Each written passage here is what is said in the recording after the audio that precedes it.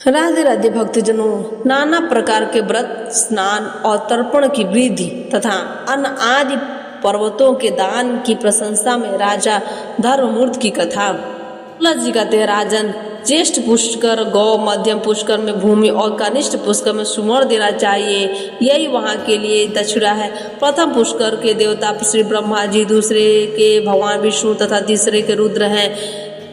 इस प्रकार तीनों देवताओं वहाँ पृथक पृथक स्थित है। अब मैं सब व्रतों में उत्तम महापातक नाश नामक व्रत का वर्णन करता हूँ। यह भगवान शंकर का बताया हुआ व्रत है। रात्रि को अन्न तैयार करके कुटुंब वाले ब्राह्मण को बुलाएं और उसे भोजन कराकर एक गौ सुवर्णमय चक्र से युक्त त्रिशूल तथा 2 वस्त्र,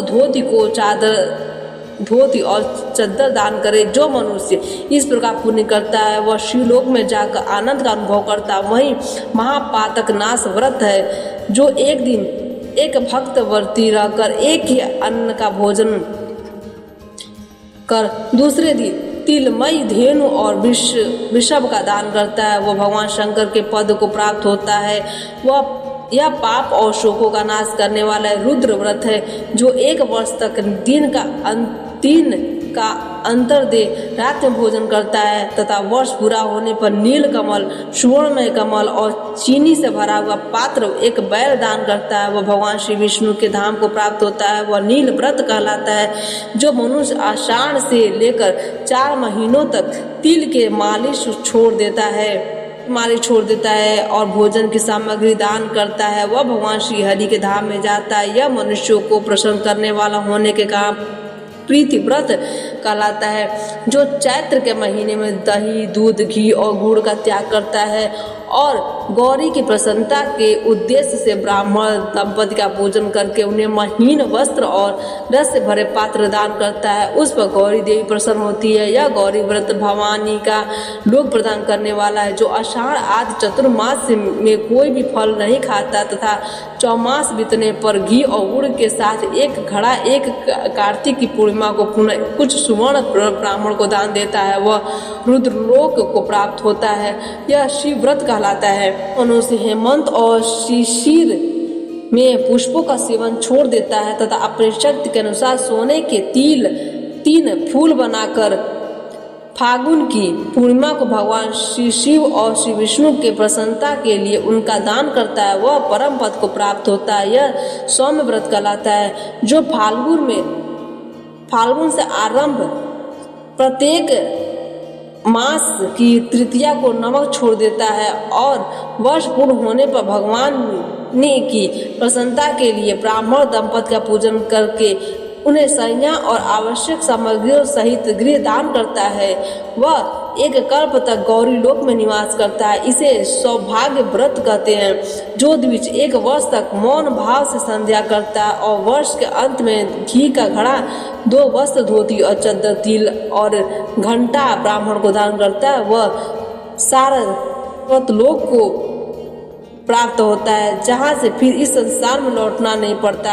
रूप और विद्या प्रदान करने वाला सारस्वत नामक व्रत प्रतिदिन गोबर का मंडप बनाकर उसमें अक्षतों द्वारा कमल बनाए, उसके ऊपर भगवान श्री शिव या श्री विष्णु की प्रतिमा रखकर उसे घी स्नान कराएं, फिर विधिवत पूजा करें। इस प्रकार जब 1 वर्ष बीत जाए तब सामगान करने वाले ब्राह्मण को शुद्ध सोने का बना हुआ 8 अंगुल का कमल और तिल की धेनु दान करें। ऐसा करने वाला पुरुष शिवलोक में प्रतिष्ठित होता है। यह व्रत कहलाता है। 9वीं तिथि को एक भुक्त रहकर एक ही अन्न का भोजन करके कुमारी कन्याओं को भक्तिपूर्वक भोजन कराए तथा गौ, सुवर्ण, शिला, अंगा, धोती, चद्दर तथा सोने का सिंहासन ब्राह्मण को दान करे। इससे वह शिवलोक को जाता है, अरबों जन्म तक स्वरूपवान होता है, शत्रु से कभी परास्त नहीं कर पाते। यह मनुष्यों को सुख देने वाला वीर व्रत का नामक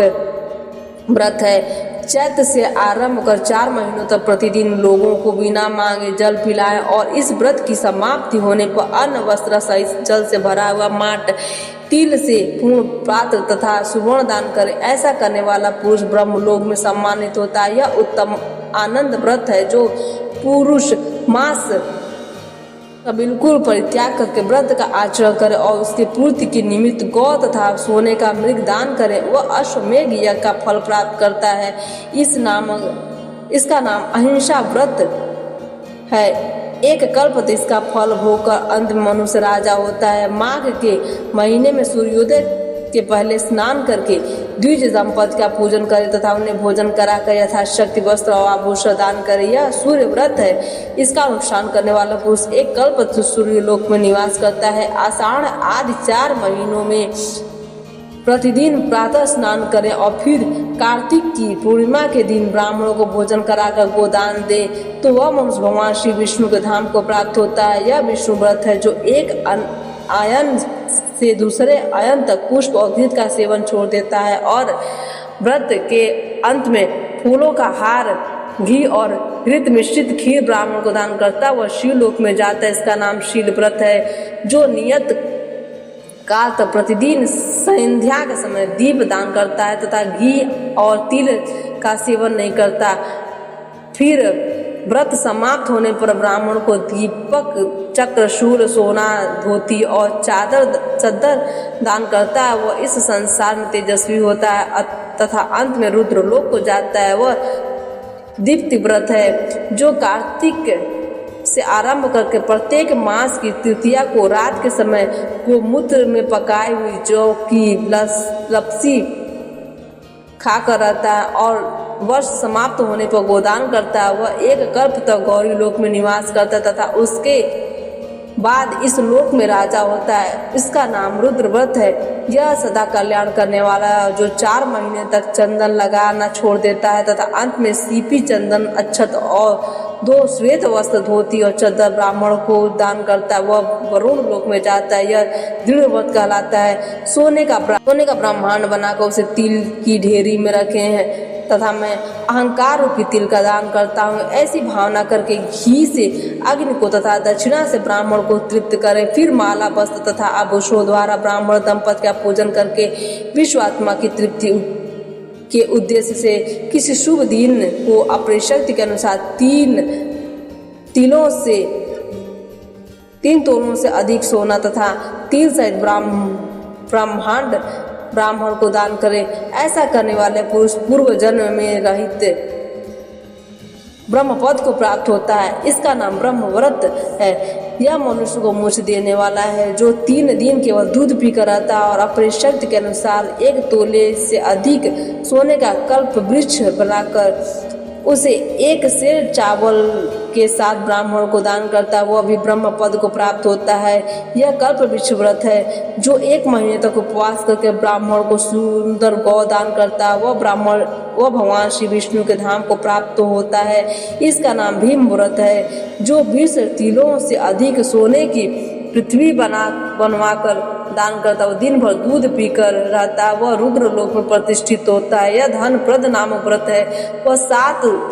यह 700 कल्पों तक अपना फल देता रहता है। माघ अथवा चैत्र की तृतीया को गुड़ की गौ बनाकर दान करे। इसका नाम गुड़ व्रत है। इसका अनुष्ठान करने वाला पुरुष गौरी लोक में सम्मान पाता है।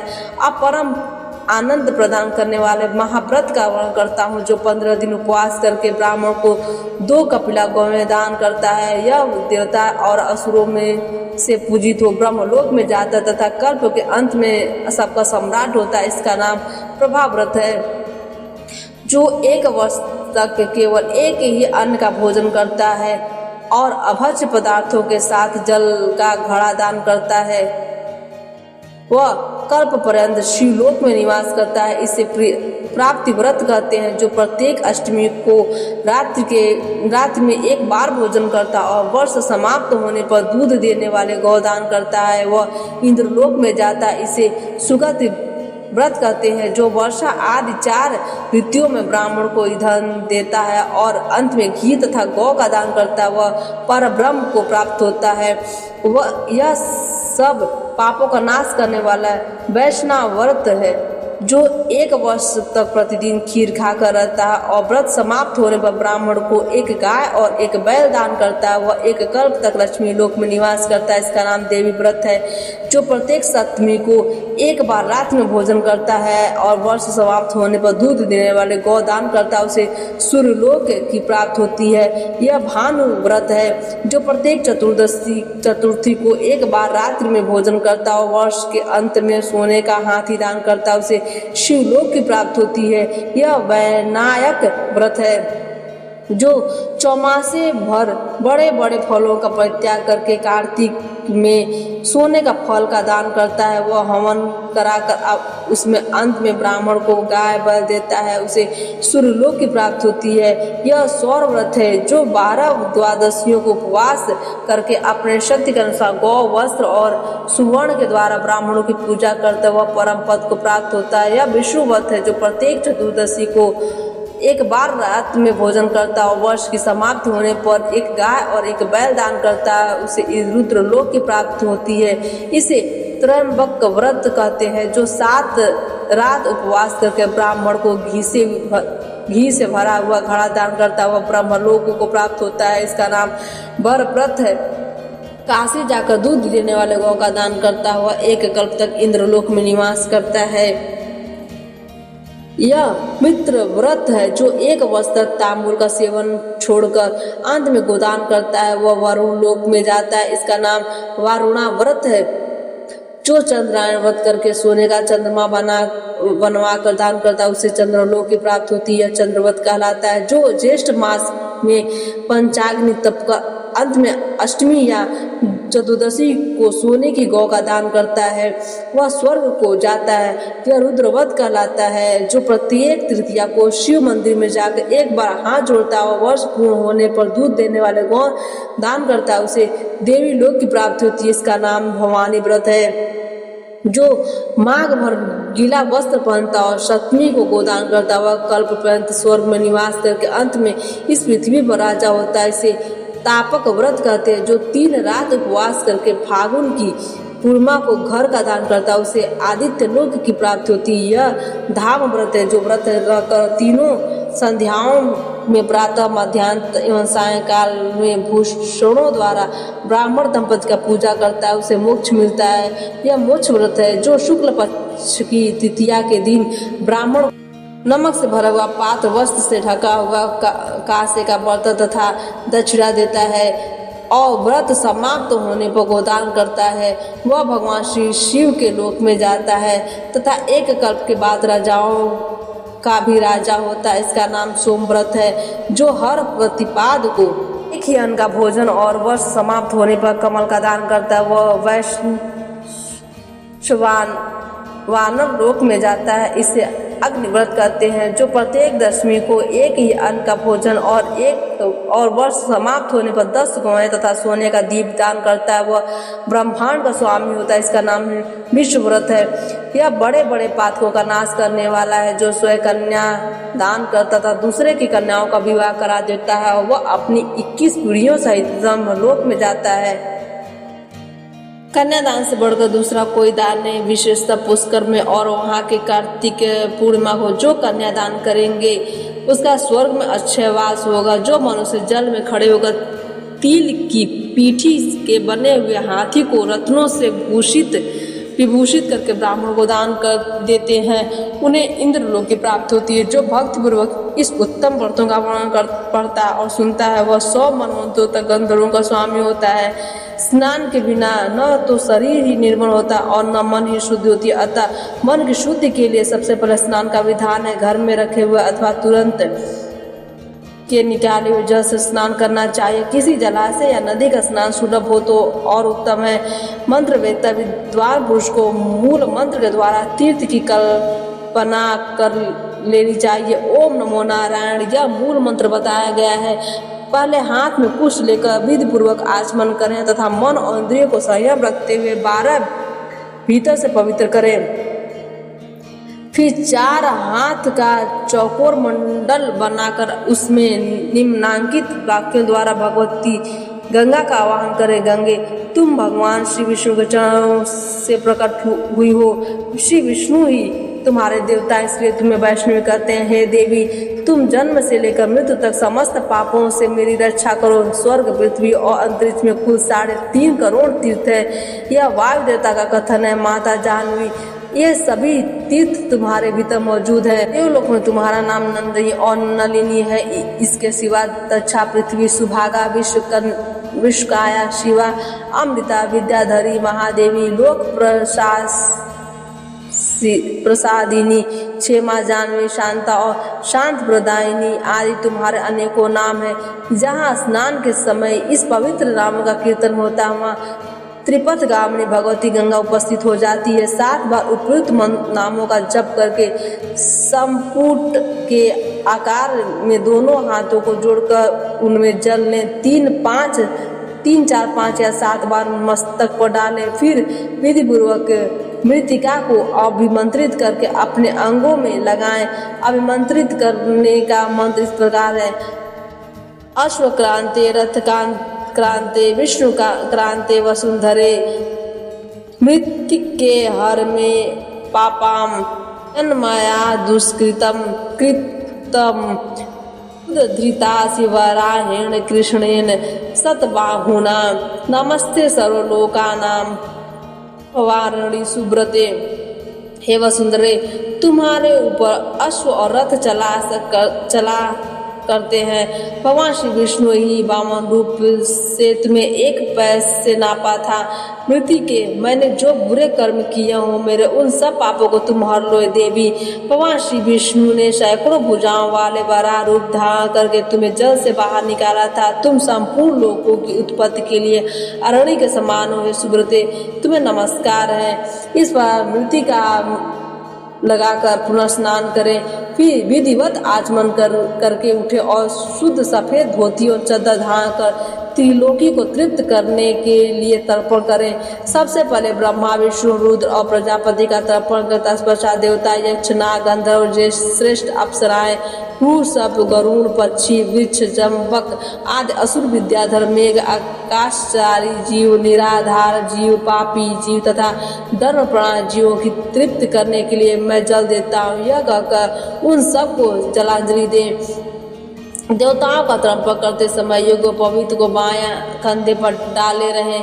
तत्पश्चात उसे गले में माला की भांति कर ले और मनुष्यों को, ऋषियों को तथा ऋषि पुत्रों का भक्तिपूर्वक तर्पण करे। सनक, सनंदन, सनातन, कपिल, आसुरी, वोढ़ और पंच सिख, ये सभी मेरे दिए जल से सदा तृप्त हो, ऐसी भावना करके जल दे। इसी प्रकार मरीच, अत्रि, अंगिरा, पुलस, पुलह, कत्रु, प्रचेता, वशिष्ठ, भृगु, नारद तथा संपूर्ण ऋषियों तथा एवं ब्रह्म ऋषियों का अच्छा सहित जल के द्वारा तर्पण करे। इसके बाद यज्ञ पवित्र को दाएं कंधे पर करके बाएं घुटने को पृथ्वी पर टेक कर बैठे। फिर अनिष्टा व्रत सौम्य भविष्यमान उष्म सुकाली बहिर्षद तथा आजब राम पितरों का तिल और चंदन युक्त जल से भक्तिपूर्वक तर्पण करें। इसी प्रकार हाथ में कुश लेकर पवित्र भाव से परलोकवासी पिता, पितामह आदि, मातामह आदि का नाम गोत्र का उच्चारण करते हुए तर्पण करें। इस क्रम से विधि और भक्ति के साथ सबका तर्पण करके निम्नांकित मंत्र का उच्चारण करें। बांधवा बांधवा ये जन्म जन्मनि बांधवा तृप्त मखिलायांतु वयस्म कांक्षिण। जो लोग मेरे बांधव न हो, जो मेरे बांधव हो तथा जो दूसरे किसी जन्म में मेरे बांधव रहे हो, ये सब मेरे दिए हुए जल से तृप्त हो। उसके सिवा और भी जो कोई प्राणी मुझसे जल की अभिलाषा रखते हो, वे सभी तृप्त लाभ करें। ऐसा करके उनके उद्देश्य से जल गिराए। तत्पश्चात विधिवत आचमन करके अपने आगे पुष्प अक्षतों की कमल की आकृति बनाए। फिर यत्न पूर्वक सूर्यदेव के नाम का उच्चारण करते हुए अक्षत, पुष्प और रक्त चंदन मिश्रित जल से अर्घ दे। अर्घ दान का मंत्र इस प्रकार है। नमस्ते विश्व रूपाय, नमस्ते ब्रह्म रूपेण, सहस्त्र समय नित्यम, नमस्ते सर्वतेजसे, नमस्ते रुद्र वपुषे, नमस्ते भक्तवत्सल पद्मनाभ, नमस्ते आंगद भूषित, नमस्ते सर्वलोकेषु आम अस्तवान प्रतिबुद्ध से सुकृतम दुष्कृतं चैव सर्वं पश्यसि सर्वदा सत्यदेव नमस्तेस्तु प्रसीद मम भास्कर दिवाकर नमस्तेस्तु प्रभाकर नमस्तेस्तु ते। आप विश्वरूप ब्रह्म स्वरूप है, इन दोनों रूपों में आपको नमस्कार। आप सहस्त्रों किरणों से सुशोभित और आप सबके तेज स्वरूप है, आपको सदा नमस्कार है। भक्तवत्सल रुद्र रूपधारी आप परमेश्वर को बारंबार नमस्कार है। कुंडल और अंगद आज आभूषणों से विभूषी पद्मनाभ आपको नमस्कार है। भगवान आप संपूर्ण लोगों के सोए हुए जीवों को जगाते हैं, आपको मेरा प्रणाम है। आप सदा सबके पाप पुण्य को देखा करते हैं। सत्यदेव आपको नमस्कार है। भास्कर मुझ पर प्रसन्न होइए। दिवाकर आपको नमस्कार है। प्रभाकर आपको नमस्कार है।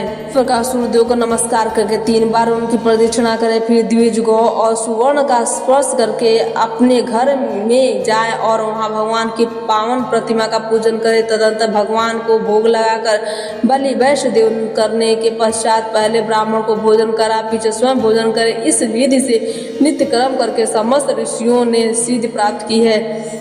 पुलस जी कहते हैं, राजन पूर्व काल की बात है। बृहत नामक कल्प में धर्म मूर्ति नाम के एक राजा थे, जिनकी इंद्र के समान मित्रता थी, इंद्र के साथ मित्रता थी। उन्होंने सहस्त्रों दैत्यों का वध किया था। सूर्य और चंद्रमा भी उनके तेज के सामने प्रभाहीन जान पड़ते थे। उन्होंने सैकड़ों शत्रुओं को परास्त किया था। वे इच्छानुसार रूप धारण कर सकते थे। मनुष्यों से उनकी कभी पराजय नहीं हुई थी। उनकी पत्नी का नाम था भानुमति। वह त्रिभुवन में सबसे सुंदरी थी। उसने लक्ष्मी की भांति अपने रूप में देव सुंदरियों को भी मात कर दिया था। भानुमति ही राजा की पटरानी थी। वे उसे प्राणों से भी बढ़कर मानते थे। एक दिन राज्यसभा में बैठे हुए महाराज धर्ममूर्ति ने विश्व में विमुक्त हो अपने पुरोहित मुनि श्रेष्ठ वशिष्ठ को प्रणाम करके पूछा, भगवान किस धर्म के प्रभाव से मुझे सर्वोत्तम लक्ष्मी प्राप्त हुई है? मेरे शरीर में जो सदा उत्तम और विपुल तेज भरा रहता है, इसका क्या कारण है? वशिष्ठ जी कहते हैं, राजन प्राचीन काल में एक लीलावती नामक वेश्या थी, जो सदा भगवान शंकर के भजन में तत्पर रहती थी। एक बार उसने पुष्कर में चतुर्दशी को नमक का पहाड़ बनाकर सोने की बनी देव प्रतिमा के साथ विधि पूर्वक दान किया था।